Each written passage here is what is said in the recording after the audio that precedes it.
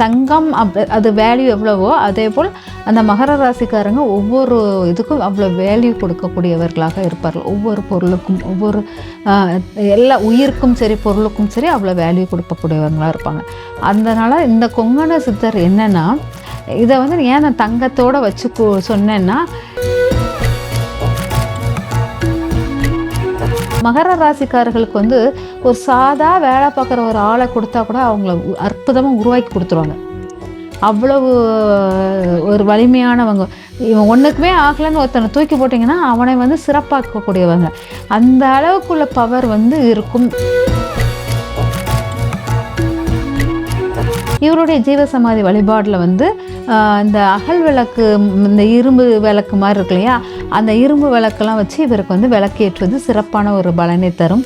அதே சமயம் இவருக்கு வந்து எந்த மெட்டல்னாலும் நம்ம வந்து விளக்கேற்று சாமி கும்பிடலாம். இவர் எல்லாத்தையும் கடந்து தங்கம் இல்லாட்டா காயின் இதெல்லாம் வச்சு வழிபாடும் போது, வெள்ளி இந்த மாதிரி 3 மெட்டல் அந்த மாதிரி சேர்த்துக்கிட்டு வழிபாடு பண்ணும்போது இவங்களுக்கு சிறப்பாக இருக்கும். இவங்களுக்கு வந்து பொதுவாக வந்து பார்த்திங்கன்னா, நம்ம வந்து உணவு வகைகள் அதெல்லாம் வந்து பார்த்திங்கன்னா, இந்த கம்பு அந்த மாதிரி விஷயத்தில் பலகாரங்கள் செய்து வழிபாடுவது, அது எண்ணெயால் செய்த பலகாரங்கள் வழிபாடு பண்ணும்போது சூரியன் உதயத்துக்கு முன்னக்கூட்டே எந்திரிச்சிடணும். எந்திரிச்சிட்டு தொடங்கிட்டு வெறும் தண்ணியை மட்டும் குடிச்சிட்டு அப்புறம் முளைக்கட்டிய பயிர்களுடைய தண்ணீர் எடுத்து அதையும் யூஸ் பண்ணிக்கலாம். முளைக்கட்டிய பயிருடைய தண்ணியும் யூஸ் பண்ணிக்கலாம். அந்த முளைக்கட்டிய பயிரை வந்து 3 நேர உணவாக எடுத்துக்கிறது சிறப்பாக இருக்கும். அப்போ இரவு வந்து அதே முளைக்கட்டிய தண்ணீரை வைத்து அதை முடிச்சுட்டு அப்புறமா நீங்கள் மறுநாள் காலையில் உணவாக உட்கொள்ளும் போது சாதாரண உணவு உட்கொள்ளணும்.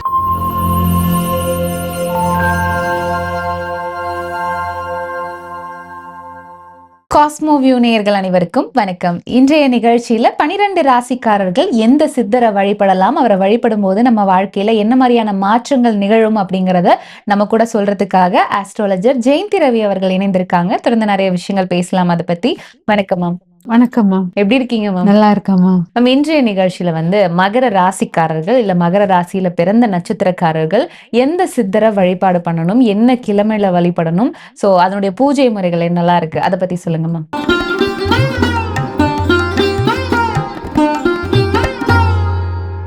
மகர ராசிக்கு வந்து நம்ம கொங்கண சித்தர் அப்படிம்போம். கொங்கண சித்தர் மகர ராசி வந்து பார்த்தீங்கன்னா தங்கத்தின் உறைவிடம். தங்கம் சேரும் அந்த புதையல்ங்கிற சொல்ல மாட்டேன், தங்கத்தை எடுக்கிறது, கோலா தங்க வயல் அந்த மாதிரி தங்கம் நகைக்கடை, தங்க நகைக்கடை இதெல்லாமே மகர ராசியை சார்ந்ததாக தான் இருக்கும். மகர ராசிங்கிறது பார்த்தீங்கன்னா அவ்வளவு வந்து என்னன்னா பிஸ்னஸ். தங்கம் அது வேல்யூ எவ்வளவோ அதேபோல் அந்த மகர ராசிக்காரங்க ஒவ்வொரு இதுக்கும் அவ்வளோ வேல்யூ கொடுக்கக்கூடியவர்களாக இருப்பார்கள். ஒவ்வொரு பொருளுக்கும் ஒவ்வொரு எல்லா உயிருக்கும் சரி பொருளுக்கும் சரி அவ்வளோ வேல்யூ கொடுக்கக்கூடியவங்களாக இருப்பாங்க. அதனால இந்த கொங்கண சித்தர் என்னன்னா, இதை வந்து ஏன் நான் தங்கத்தோட வச்சு சொன்னேன்னா, இரும்பை கொடுத்தா கூட தங்கமாக மாற்றக்கூடியவர் இந்த கொங்கண சித்தருக்கு உண்டு. இந்த கொங்கண சித்தர் யாரு அப்படின்னு பார்த்தீங்கன்னா, கேரளாவில் பிறந்தவராம். கேரளாவில் பிறந்துட்டு இங்கே போக்கர் சித்தருக்கு வந்து ஹெல்ப் பண்ணியிருக்காரு. நவபாசனம் பண்ணும்போது பார்த்தீங்கன்னா, இந்த கீழே வந்து முருகர் வந்து ஆண்டி கோலத்தில் நிறைய விளையாட்டுகள் பண்ணிக்கிட்டு இருந்திருக்காரு. திருவிளையாடல் பண்ணும்போது இவர் வந்து இந்த நவபாசனம் பண்ணிக்கிட்டு இருக்கும்போது இது வந்து அவருக்கு ஞான திருஷ்டியில் போய் தெரியுது.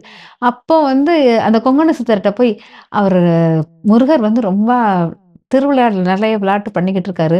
மலையை தூக்கி அங்கே வைக்கிறது இந்த மாதிரிலாம் ஒரு சேட்டையெல்லாம் பொன்மலை அந்த இதெல்லாம் ஒரு சேட்டை பண்ணிக்கிட்டு இருக்காரு. அதை போய் பார்த்துட்டு வந்து எனக்கு சொல்லு, அவர் என்ன நவபாசனம் பண்ணும்போது அது எனக்கு உதவியாக இருக்கும். ஆனால் இந்த இதை வந்து பார்க்கறதுக்காக இந்த கொங்கண சித்தர் கீழே போய் முருகர்கிட்ட பார்க்க போறாரு. பார்த்துட்டு அப்படியே தவம் நிலையில ரொம்ப நாள் இருந்து அதுக்கப்புறம் இங்க வந்து கொங்கண சித்தர் வந்து போக்கருக்கு அவ்வளவு உதவியாக இருந்திருக்கார் நவபாசனம் செய்யும்போது. அப்போ அதுல வந்து இந்த ரசம் கட்டுதல் அது வந்து உண்டு. அதெல்லாம் அவருக்கு அவ்வளோ அற்புதமான ஒரு விஷயம். இது வந்து என்னன்னா ஒரு மாயை வித்தை மாதிரி. அது நம்ம மனிதர்களுக்கு அது ஒரு மாயை வித்தை. ஆனா சித்தர் மகான்களுக்கு அதெல்லாம் ஒரு இது அவ்வளவு சக்தி வாய்ந்த அவங்களுடைய அந்த இயற்கையை வந்து ஒன்றுபடுத்தக்கூடிய ஒரு சக்தி இருக்குது. அப்போ ஒரு இரும்ப கூட அவங்களால தங்கமாக்கக்கூடிய ஒரு கொங்கண சித்தர் வந்து அவ்வளவு இப்ப பார்த்தீங்கன்னா, மகர ராசிக்காரர்களுக்கு வந்து ஒரு சாதா வேலை பார்க்குற ஒரு ஆள குடுத்தா கூட அவங்கள அற்புதமா உருவாக்கி குடுத்துருவாங்க. அவ்வளவு ஒரு வலிமையானவங்க. இவன் ஒண்ணுக்குமே ஆகலன்னு ஒருத்தன தூக்கி போட்டீங்கன்னா, அவனை வந்து சிறப்பாக்கக்கூடியவங்க. அந்த அளவுக்குள்ள பவர் வந்து இருக்கும் இந்த கொங்கண சித்தருக்கு. நீங்க இந்த சித்தர் வழிபாடுகளில் இந்த கொங்கண சித்தர் வழிபாடு பண்ணாங்கன்னா, இந்த மகர ராசிக்காரர்களுக்கு நெறைய விஷயங்கள் வந்து அவங்களுக்கு அற்புதமான மாற்றங்களை குறிக்கக்கூடியதாக இருக்கும். அது தொழில் சார்ந்த விஷயத்தில் ரொம்ப சிறப்பாக இருக்கும் அப்படிங்கிறத எடுத்துக்கலாம். பொதுவாக மகர ராசிக்காரர்கள் வந்து பயங்கரமா மென்டலி வீக்கா இருப்பாங்க. சைக்காலஜிக்கலா ரொம்ப வீக்கா இருப்பாங்க. எமோஷனலா டக்கு டக்குன்னு அவங்கள வந்து ஹர்ட் பண்ணிட்டு அவங்க கிட்ட இருந்து நம்ம எல்லாத்தையும் வாங்கிக்கலாம். அந்த அளவுக்கு அ எமோஷனல் டைப் உண்டு. அதனால இவங்கள வந்து இந்த இதெல்லாம் அவங்க தாக்கக்கூடாதுன்னா, கொங்கண சித்தர் வழிபாடு பண்ணுனாங்கன்னா, இவங்க வந்து சிறப்பாக இருக்கும். இந்த கொங்கண சித்தர் வந்து பார்த்தீங்கன்னா, கேரளாவுல தொடங்கி தமிழகத்தில எல்லாம் பண்ணிட்டு, திருப்பதியில போய் ஜீவசமாதி ஆயிருப்பாரு. அப்படி 3 இடத்தையும் தொடுவார். அதனால இது வந்து இவர் வந்து அந்த 3 போக்குக்குமே நல்லா பார்த்தீங்கன்னா, கேரளாவிலேருந்து அப்படியே மேல் நோக்கி போய் இறை நோக்கி மேல போற மாரி போவாரு. அதனால இவருக்கு வந்து அவ்வளோ வலிமை உண்டு. ஜீவசக்திய உருவாக்குற தன்மையில. ஓகே. ஸோ இவருடைய ஜீவசமாதி வழிபாடு நம்ம பண்ணணும் அப்படின்னா, எந்த நாள்ல வழிபடலாமா? இவருடைய ஜீவசமாதி வந்து சனிக்கிழமை வழிபடுவது நல்லாருக்கும். சனிக்கிழமை இல்லன்னா கூட நம்ம வெள்ளிக்கிழமை கூட நம்ம எடுத்துக்கலாம். ஆனா சனிக்கிழமை இவருக்கு வந்து ரொம்ப சிறப்பாக இருக்கும். இவருடைய ஜீவசமாதி வழிபாடுல வந்து இந்த அகல் விளக்கு, இந்த இரும்பு விளக்கு மாரி இருக்கு இல்லையா? அந்த இரும்பு விளக்கெல்லாம் வச்சு இவருக்கு வந்து விளக்கேற்றுவது சிறப்பான ஒரு பலனை தரும். அதே சமயம் இவருக்கு வந்து எந்த மெட்டல்னாலும் நம்ம வந்து விளக்கேற்றி சாமி கும்பிடலாம். இவர் எல்லாத்தையும் கடந்து வெளியே வரக்கூடியவர். எல்லா இறுக்கத்திலிருந்தும் வெளியில வரவர். இவருக்கு வந்து இரும்புக்கு தெய்வம் ஒதுங்கும் அப்படிம்பா இவருக்கெல்லாம் அந்த மாரி இருக்காது. அதனால இவர வந்து நம்ம எல்லா இதுலயுமே நம்ம இவர பார்த்துக்கலாம் அப்படிங்கிறது தான். ஓகே. ஸோ இவருடைய வழிபாட்டு முறைகள், இப்ப நம்ம அவருடைய படம் வந்து வீட்ல வச்சு வழிபடணும் அப்படின்னா, எந்த திசையில வைத்து வழிபடலாம்? இவருடைய வழிபாட்டுல வந்து மேற்கு திசையில் வைத்து வழிபாடு பண்ணீங்கன்னா சிறப்பாக இருக்கும். மேற்குன்னா தென்மேற்கு தாண்டுன உடனே அந்த இடத்துல போய் வைக்கணும்.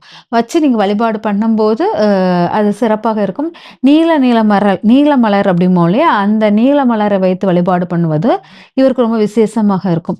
இந்த நீல மலருடன் நம்ம வந்து இவருக்கு வந்து என்னன்னா, இந்த தங்கம் இந்த மாரி மெட்டல்ஸ் மெட்டல்ஸ். வச்சு தங்கம் இல்லாட்டா காயின் இதெல்லாம் வச்சு வழிபடும்போது வெள்ளி இந்த மாரி 3 மெட்டல் அந்த மாரி சேர்த்துக்கிட்டு வழிபாடு பண்ணும்போது இவங்களுக்கு சிறப்பாக இருக்கும். இவங்களுக்கு வந்து பொதுவா வந்து பார்த்தீங்கன்னா, நம்ம வந்து உணவு வகைகள் அதெல்லாம் வந்து பார்த்தீங்கன்னா, இந்த கம்பு அந்த மாரி விஷயத்தில் பலகாரங்கள் செய்து வழிபடுவது. அது எண்ணெயால் செய்த பலகாரங்கள்.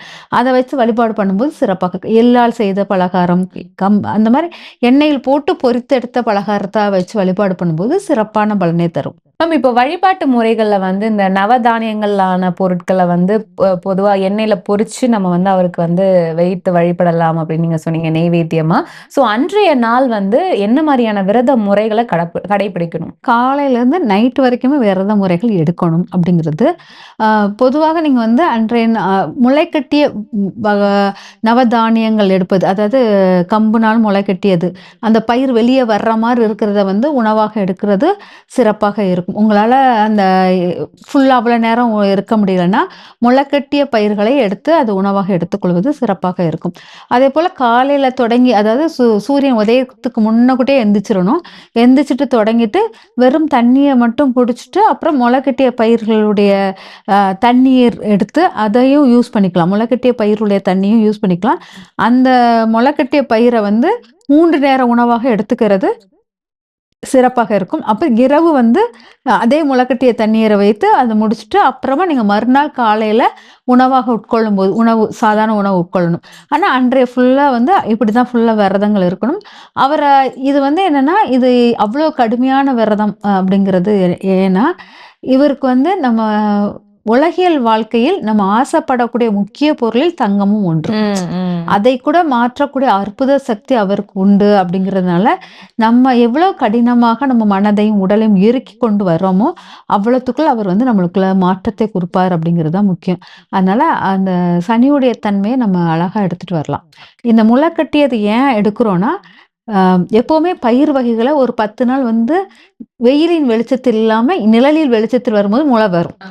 அதுக்கப்புறம் தான் அத வந்து வெயிலுக்கு கொண்டு வரும். அதனால அந்த அந்த நிழல்ங்கிறது சனியுடைய தன்மையாக எடுத்து, அதனால முளைக்கட்டிய பயிராக எடுத்திருக்கோம். ஓகே. ஸோ பொதுவாவே வந்து நம்ம சித்தர் வழிபாடுகள் பண்ணும்போது, என்ன மாரியான நிறங்கள் அதிகமா பயன்படுத்தலாம்? என்ன மாரியான நிற ஆடைகளை பயன்படுத்தலாம்? அப்படின்றத சொல்றோம். ஸோ இந்த ராசிக்காரர்கள் எந்த நிறத்த நீல வண்ணம் இங்கு ப்ளூம்பாங்க.